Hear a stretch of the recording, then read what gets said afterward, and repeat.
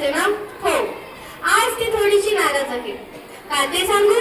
कारण तिच्या ताईंनी शाळेमध्ये आज एक गृहपाठ दिला. गृहपाठ सगळ्यांना करावाच लागतो, पण हा झाला त्यांच्यासाठी आगळा वेगळा गृहपाठ. साहित्यांचे प्रकार लिहून आणा. पण आमच्या बाईसाहेबांना साहित्य म्हणजे वाट्या, चमचे, कपडे एवढंच माहिती. पण असं नाही बरं का. साहित्य हा एक भाषेचाच प्रकार आहे. भाषांमध्ये जे विविध प्रकार आहेत ते साहित्यांचेच प्रकार म्हणून ओळखले जातात. पण आमच्या आरईला हे माहितीच नाही आणि म्हणून मी तिच्या मदतीसाठी आले आहे. आज मी आमच्या आरोहीला साहित्यांमधील प्रकारांची ओळख करून देणार आहे. आरोही, अगं आरोही, हे बघ कोण कोण आलाय तुझ्यासाठी भेटायला.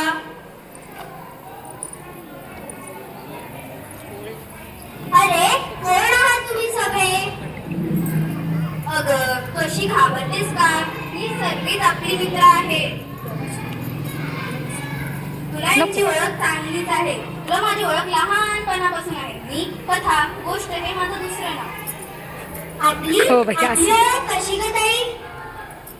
अगं आईच्या तोंडून, आजीच्या तोंडून हिसाब, नीती, पंचदशी अशा अनेक गोष्टी ऐकल्या असशील आणि ऐकत ऐकत वाचायची सवय लागतेच ना. हो ताई, आता मला आठवलं. कोल्हा, उंदीर, ससा, कासवाची आजी मला अनेक गोष्टी सांगायची. ते बरोबर आणि बरं का आरोही. आकर्षक सुरुवात आणि परिणामकारक शेवट हे माझे वैशिष्ट्य. ताई, तुम्हाला पुन्हा काही लिहिलेल्या लेखकांची नावं सांगशील का? हो, वि. सु. खांडेकर, विभावरी जोशी अशा अनेक लेखकांनी मराठी वाचकाला मोठं केलं. हो का ताई? हो. तुला भेटायला मी कोणाला तरी आणलं आहे. काय आरोही, आवडली का कथा? हो मग, खूपच आवडली मला कथा. मी कादंबरी, कथेची छोटी बहीणच म्हणावं तर कादंबरी खरी तर छोटी कथाच, पण माझा हा काळ कथेपेक्षा फार मोठा. तुझा अवकाळ मोठा कसा ग ताई? अगं, माझ्यातली वेळी खूप पातळ असतात. त्यांचा परस्पर संबंध विविध घटना प्रसंगातून हळूहळू उलगडत जाते. वाचता वाचता वाचकाची उत्पन्न मी वाढवते. अनेक वचन घेत वाचकांना उत्सुकता मी करते आणि या कथेत पुढे काय होईल याचा विचार करत करत वाचक माझ्यात गुंतून जातो. आणि बरं काय होईल, साहित्य क्षेत्रातील सर्वोच्च मानाचा पुरस्कार वि. स. खांडेकर यांच्या यनातीने या कादंबरीला मिळाला, तेव्हा मराठी माणसं तरुण अभिमानाने भरून आला होता. खरंच ग ताई, तुझा अवकाळ तर खूपच मोठा आहे. आणि बरं का आरोही, साहित्याचा साठा इथेच संपत नाही. कथा, कादंबरी, आता बघ मित्रपेटीसाठी कोणाला आणलंय? कोणाला? कविता? होय, कविता. हिरवे हिरवे गालीचे हरितुनाच्या मखमलीवरती, त्या सुंदर मखमलीवरती खेळत होती. काय गा रे, ओळखलंस का मला? नाही रे दादा. अगं मी कविता, आपली तर फार पूर्वीपासून ओळख नाही का? हो दादा, आता मला आठवलं. श्रावण मानसी, वर्षू मानसी ही तर माझी सर्वात आवडती कविता. अगदी बरोबर. माझं रूप छोटस, जातोशीर, मोजक्यात शब्दात मोठा असे वाटतो. हेच माझं वैशिष्ट्य. यमक यमक अनुप्रसाद त्यासारख्या शब्दात कवी मला अलंकारांनी अधिवाचक शोभित करतात. बरं सांग आधी, तुला काय काय माहिती आहे? मला ही कवितेची रचना अर्थपूर्वक असते. कवितेचा आविष्कार हा खूप मोठा असतो आणि कवितेचे रूपांतर हे गाण्यातही करता येते. छान निरीक्षण आहे बरं का तुझा. आता मला सांग, तुमच्या शाळेत मराठी दिन साजरा करतात का? हो, करतात ना. कोणत्या तारखेला? 27 फेब्रुवारीला. 27 फेब्रुवारीला? मग आता मला सांग, 27 फेब्रुवारीला हा कोणाचा जन्मदिवस आहे? 27 फेब्रुवारी? मला नाही माहित रे. 27 फेब्रुवारी हा कविवर्य पु. माग्रस यांचा जन्मदिवस आहे. म्हणजेच विष्णू वामन शिरवाडकर. कथा, कादंबरी, कविता यांचं एकत्र म्हणजे नाटक. चल तुला दाखवतो नाटक म्हणजे काय. अगं ताई, तू ओळखलंच का रे मला?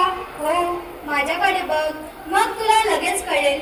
ज्याप्रमाणे साहित्य क्षेत्रात कथा, कविता, कादंबरी त्यातली मी एक धरून रंग म्हणजे नाटक, पार्थदर्शना, सुळसुळी संवाद आणि नियुक्त धर्मना यामध्ये मी मराठी माणसाच्या हृदयात अडळ स्थापन केली आहे. रंगमंचावर माझं साजीवपण करून होणार म्हणून माझी नाटकात मागणी करत, का तर नाटक वाचनिक व्हावं, प्रेक्षणीय व्हावं हीच त्यांची अपेक्षा असते. हो ग ताई, मी कालच एक नाटक पाहिलं. ते नाटक खूप हास्यमय विनोदी होतं. अरे वा, छान. तू नाटक बघितलंस? इतरिकांसाठी नाटक कित्येशे दुर्मिळ कथा एक आंधळे अनुभव असतो. आता मी तुला पुढच्या रंगाची ओळख करून देते. चरित्र. अगं ताई तू? अरे मी चरित्र. मी एखाद्या थोर व्यक्तीच्या लेखावर प्रभाव पाडतो आणि त्याच्या आयुष्याची गाथा लिहिण्याची त्याला प्रेरणा देतो आणि यातून मी जन्माला येते. हो ताई, कालच माझ्या शिक्षिका म्हणत होत्या की श्रेष्ठ माणसाचे चरित्र हे सामान्य माणसाला प्रेरणा देते. मुलात असतोच मी संघर्षमय, कृतिवान आणि संधीचे सुवर्णशील रूपांतर करायला. म्हणूनच सामान्य लोकांचे मत माझ्या सहवासात बदलतात. बाबासाहेब पुरंदर, धनराज गाडगीळ, मदन खरे आणि रणजित देसाई असे अनेक प्रसिद्ध लोकांचे मला हात करे. बरं का आरोही, माझे एक छोटेसे रूपण आहे. थांब ना, तुझी ओळख करून देते. काय ग आरोही, ओळखलंस का मला? अगं मी आत्मचरित्र. चरित्राच्या कुटुंबातील. तुला आत्मचरित्र आणि चरित्र यातील फरक माहीत आहे का?